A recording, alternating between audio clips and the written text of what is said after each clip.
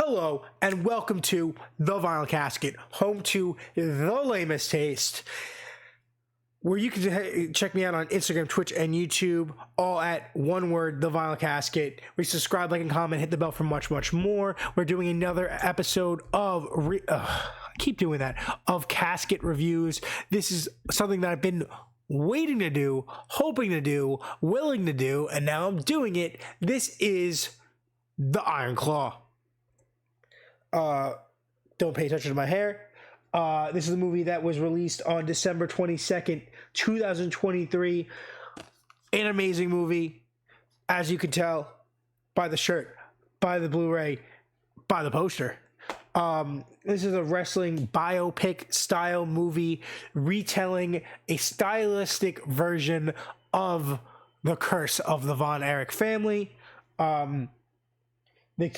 So before I talk about the story behind this and the actual execution of the movie,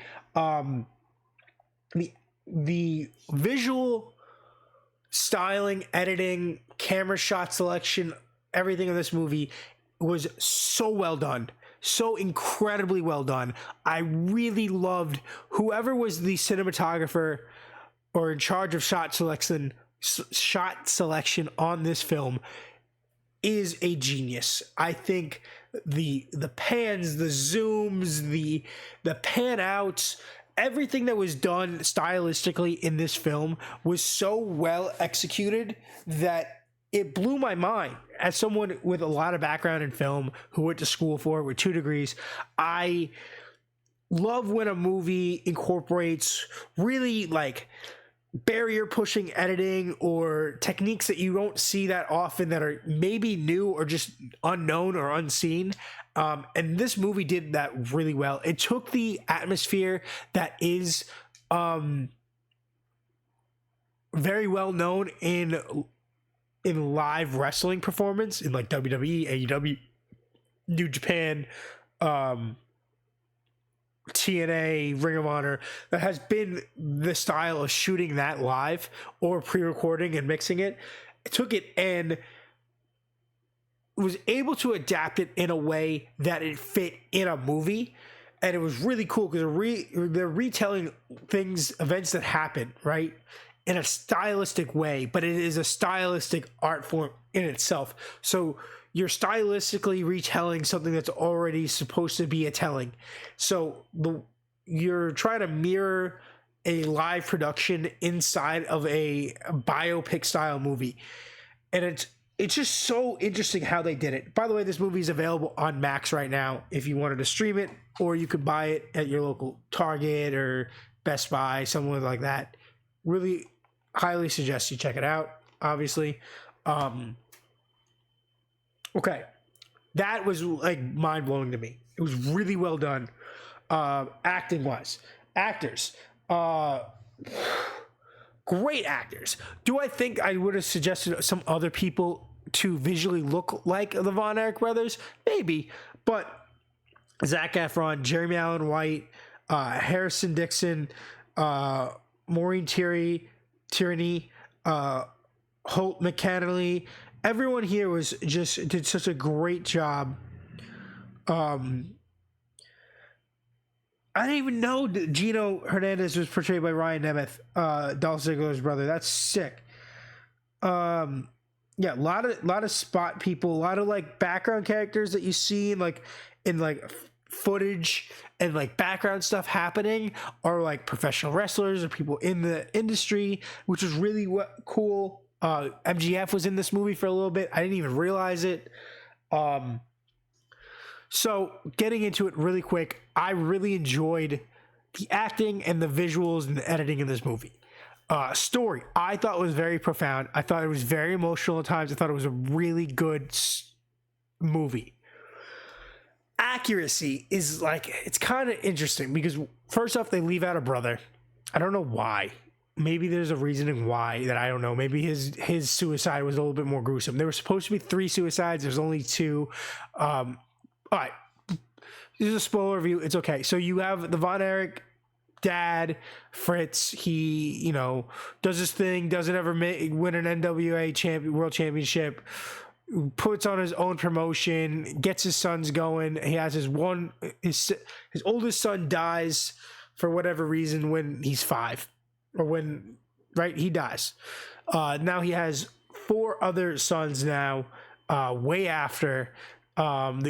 The oldest of those 4 being Kevin. He is very involved in the wrestling scene. He's going crazy down south in Texas, winning tag team titles and winning all sorts of small mid-card titles for the territory area, right? Not getting any world titles down there, and the WCCW.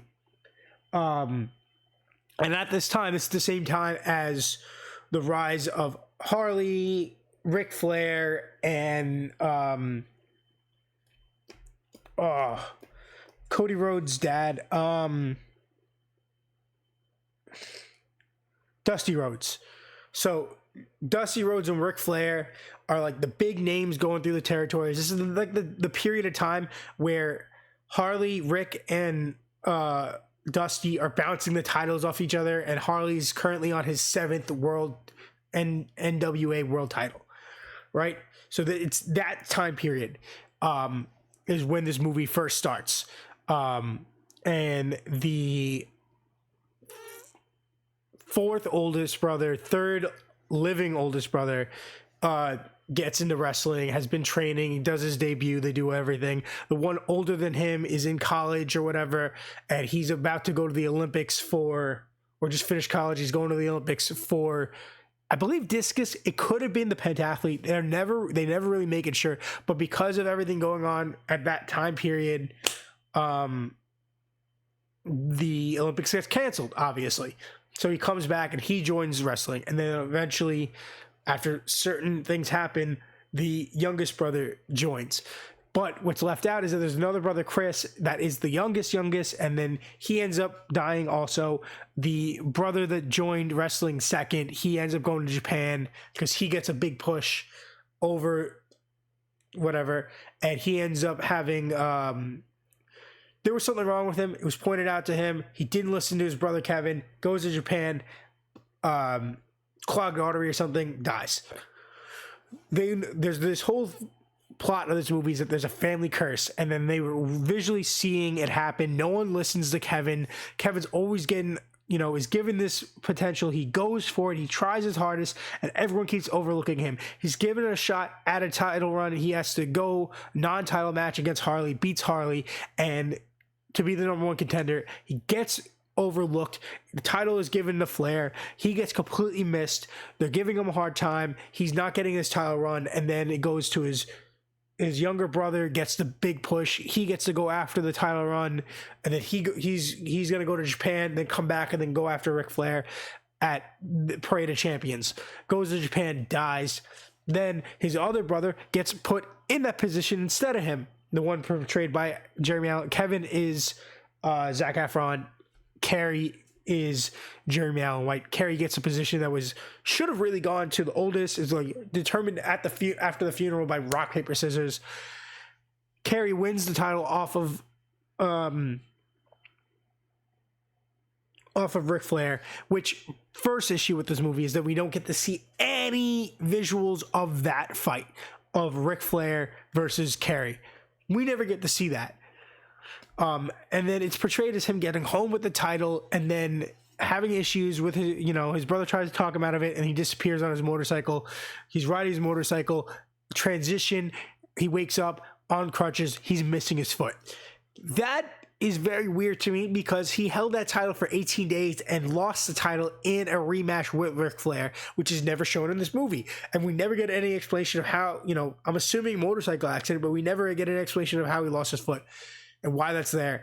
And then that's really annoying, right? Like they never show his match with Ric Flair either time and him winning the title or losing the title. So that happens, whatever. And then eventually the younger brother gets into it. And then if you look at the statistics of the titles, he held a bunch of titles, tag team and triple and trios titles with six-man tag titles with his brothers.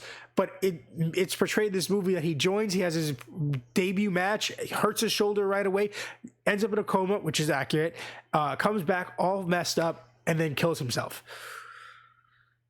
It's a little bit more lengthy and it does more stuff than that. That sucks. They do show the brothers winning the NWA six-man tag title, which is cool, which is what he's holding up right in the poster.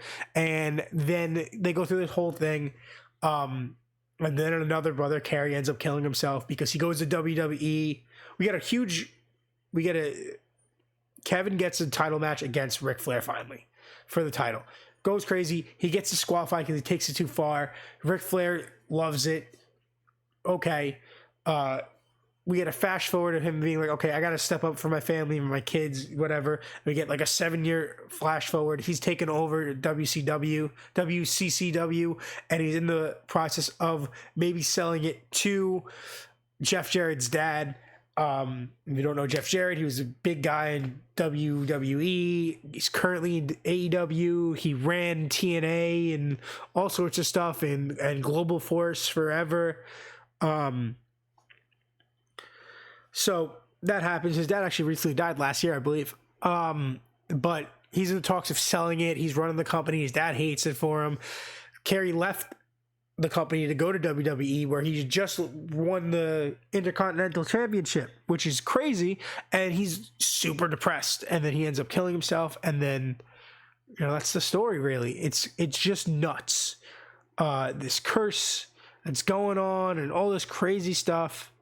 Really emotional movie, great scenes, a little bit inaccurate. They leave out a bunch of random stuff, and I don't know why they leave it out. I really don't, because I thought, okay, maybe they don't have the rights to the likeness of Ric Flair, and he only gave him the voice. But then we get a Ric Flair fight with Kevin. Why didn't we get it with Kerry? Kerry being the much, in terms of WWE fans back then, you would know him more than Kevin.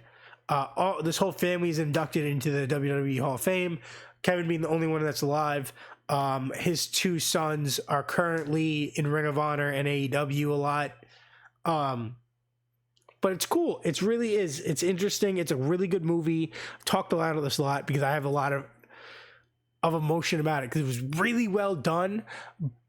And if you watch this without knowing anything about the story and you refuse to do any research, it's a great movie. But when you do that little bit of research, there's a lot of weird inaccuracies and things left out, or things that are overwritten. You're just questioning the reasoning, what's behind that.